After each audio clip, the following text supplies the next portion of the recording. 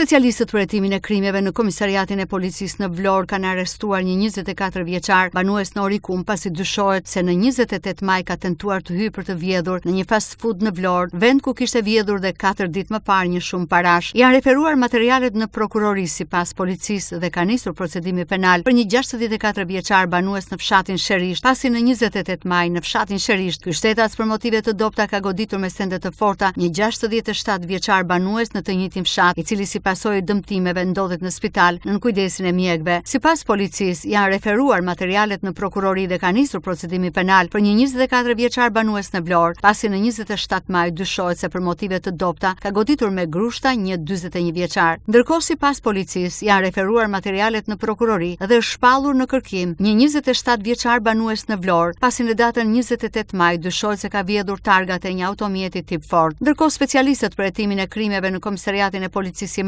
kanë referuar materialet në prokurori dhe nisën procedimin penal për 2 shtetas pasi dyshohet se në plazhin e Gjipes kanë vendosur struktura druri të çmentueshme përkatësisht 2 njëri dhe një tjetri pa lejen e organeve kompetente. Ndërkaq, specialistët e seksionit të trafikut urban dhe interurban Vlorë kanë referuar materialet në prokurori dhe kanë nisur procedimin penal për një 67 vjeçar pasi në datën 27 maj, duke drejtuar automjetin tip Seat në aksin rrugor Vlorë-Fier, është përfshirë në një aksident rrugor ku si pasojë është dëmtuar jashtë rrezikut për jetën një 71 vjeçare dhe është larguar nga vendi